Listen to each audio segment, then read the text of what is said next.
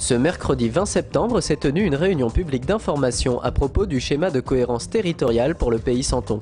Avec 5000 nouveaux logements prévus pour les 15 prochaines années, les élus du pays Santon réfléchissent aujourd'hui à une meilleure utilisation des espaces afin de limiter l'expansion urbaine et de maintenir la qualité de vie.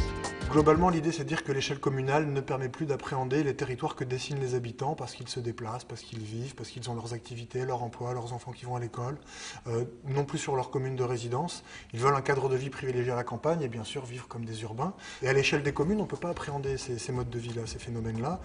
Et donc l'idée, c'est que les communes se mettent d'accord entre elles pour se répartir un petit peu ces droits à l'urbanisation, pour se répartir leur devenir, se répartir des équipements qui vont permettre le lien social, comment les habitants peuvent se rencontrer sur des espaces public qui n'existe absolument pas dans les nouvelles formes de développement urbain.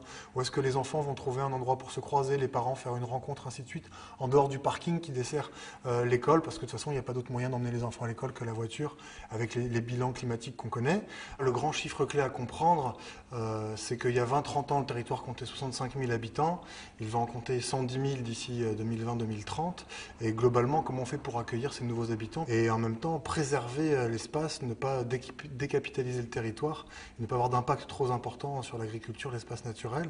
Donc l'idée, c'est d'un facteur 3, divisé par 3, le nombre d'hectares qu'on va ouvrir à l'urbanisation, à ces nouveaux logements, pour permettre à ces habitants de s'installer. Donc ça veut dire de la densité. Concrètement, sur les 20 dernières années, on a consommé 1360 hectares pour le seul habitat, dont 700-800 sur les 10 dernières années. Si on parle d'un facteur 3, c'est simple, on divise ce chiffre par 3. Donc 700-800 divisé par 3, on arrive à, disons, entre 200-230 hectares à l'habitat pour les 10 prochaines années en secteur d'urbanisation nouvelle. Donc, le SCOT permet aux élus de trouver là un réceptacle, d'une pour se rencontrer, en débattre et trouver leur appréhension, trouver des espaces de solidarité aussi pour ne pas condamner les communes qui ont peut-être mangé une bonne partie de leur quota d'ouverture à l'urbanisation, pour autant qu'on puisse appeler ça des quotas, mais trouver des espaces de construction où, en lien avec les autres communes, elles vont pouvoir se répartir l'effort, les services, la mutualisation. Donc c'est avant tout un espace de dialogue et de rencontre.